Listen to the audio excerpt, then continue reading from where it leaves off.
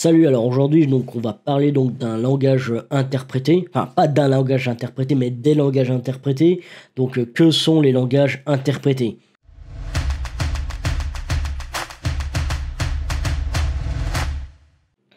Donc concrètement, donc un langage donc interprété, donc un langage de script est un langage interprété qui en fait va recevoir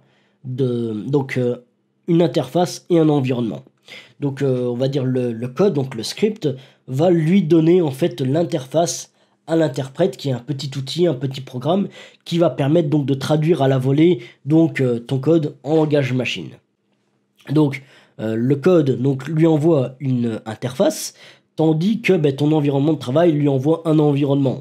C'est aussi simple que ça, mais qu'est-ce que peut être ton environnement de travail? Ça peut être ton éditeur de code, ton navigateur web, ton ordinateur, tout ça peut devenir un environnement pour ton script. Alors une fois que l'interprète, donc ce petit outil donc a reçu donc ces deux éléments, eh bien qu'est-ce qu'il fait? Il va exécuter donc un cycle, et il va tout simplement faire un cycle à chaque nouvelle instruction. Donc si tu ne sais pas qu'est-ce que c'est une instruction, à mon avis j'en ferai donc une vidéo propre à ça, mais basiquement on va dire, imagine tu as un console.log donc hello world, eh bien ceci est une instruction mais c'est aussi une ligne de code.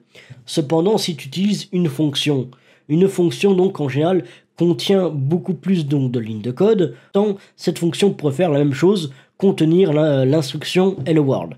Eh bien, donc on va dire ces plusieurs lignes donc que compose la fonction sont une instruction. Ce n'est plus des lignes de code, on parle d'une instruction. Donc ça, il faut bien le savoir pour bien comprendre donc ce que fait donc le langage interprété, du moins l'interprète. L'interprète donc, il va lire une instruction ou une expression. Alors il va vérifier ensuite si cette instruction, cette expression donc est correcte, si elle est syntaxement... Enfin, il va vérifier si la syntaxe est bonne. Si la syntaxe est bonne, il va exécuter l'instruction et ensuite il va passer à la prochaine instruction. Alors, du coup, ok, mais qu'est-ce que ça permet donc de faire cet interprète? Qu'est-ce que ça permet en fait concrètement pour nous utilisateurs, pour nous développeurs? Qu'est-ce que ça change? Eh bien, en fait, ce qu'il change, c'est que grâce à cet interprète, donc on va tout simplement donc s'affranchir des limites, donc des langages de bas niveau, et on va avoir une syntaxe de haut niveau. Donc, ça veut dire basiquement qu'on va pouvoir faire beaucoup plus de choses mais écrit donc d'une manière beaucoup plus simple, beaucoup plus facile. Ce qui fait qu'en fait, c'est beaucoup plus facile à apprendre pour un débutant. Tu pourras avoir tout simplement beaucoup plus de résultats que si tu fais donc la même chose dans un langage de bas niveau. Donc, on peut dire, super, c'est cool, on n'a qu'à utiliser que des langages donc interprétés et on oublie donc les langages compilés. Alors, c'est pas totalement si utopique que ça, parce qu'en fait, il y a un défaut. Donc, tu vois donc le cycle que je t'ai cité juste avant. Eh bien, en fait, ce cycle, il fait ça à chaque instruction. Ce qui veut dire que ça ralentit énormément le processus donc d'exécution, parce que, contrairement à un langage compilé, lui, peut-être qu'il va prendre plus de temps en fait au départ. Il va dire ok, vas-y, je compile tout, je traduis tout donc en langage machine, et ainsi, bouf, il n'y a pas de changement, il n'y a pas de ralentissement au fur et à mesure. Alors, ce n'est pas le cas donc pour du JavaScript par exemple, qui est aussi un langage de script et donc un langage interprété. Ce qu'il se passe, c'est que d'accord, il ne va pas traduire d'abord chaque chose au fur et à mesure, mais dès que une fonction donc arrive, il va la traduire. Dès qu'une instruction donc arrive, est prise en compte, eh bien il va la traduire à la volée. Dans les faits, dans une petite application, donc dans un petit site web, tu ne verras absolument aucune différence, hein, soyons clairs là-dessus.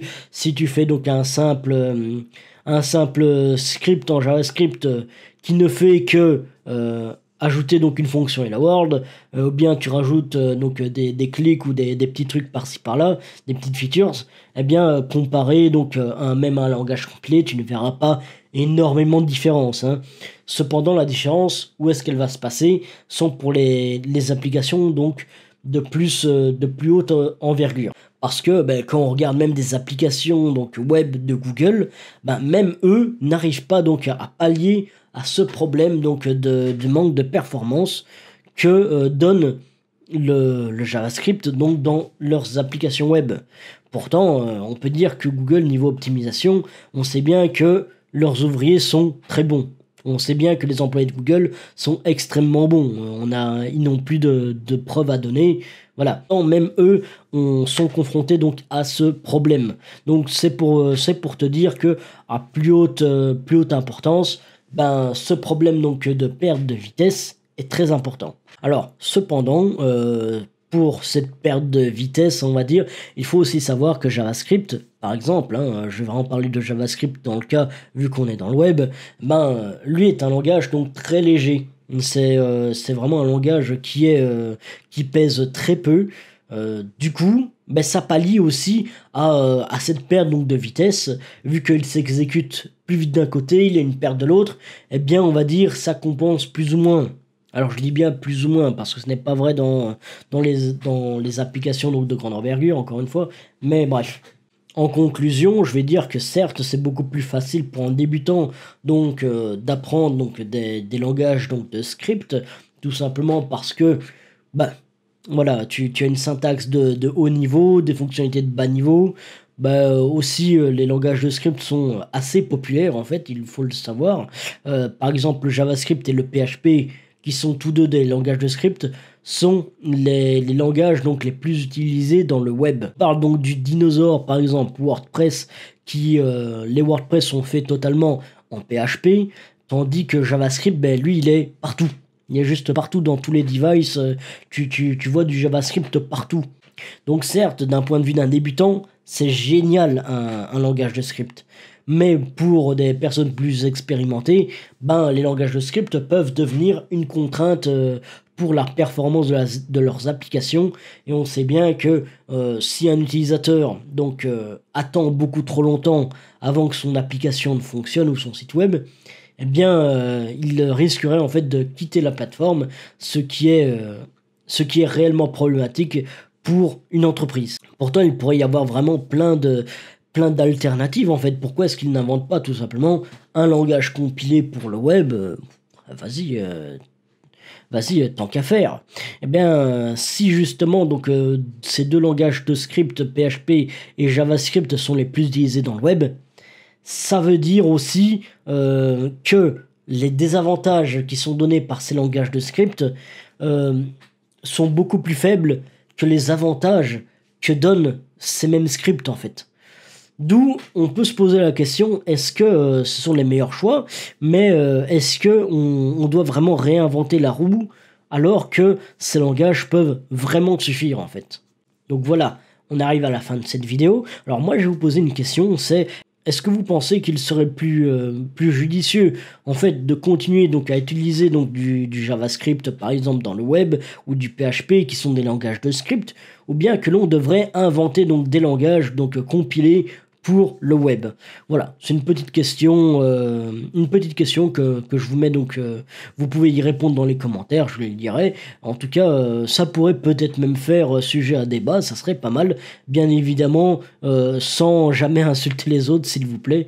Normalement, ça ne devrait pas y arriver vu qu'on est encore une petite communauté, mais je vous fais confiance et je vous dis à la prochaine. N'abandonnez jamais vos rêves.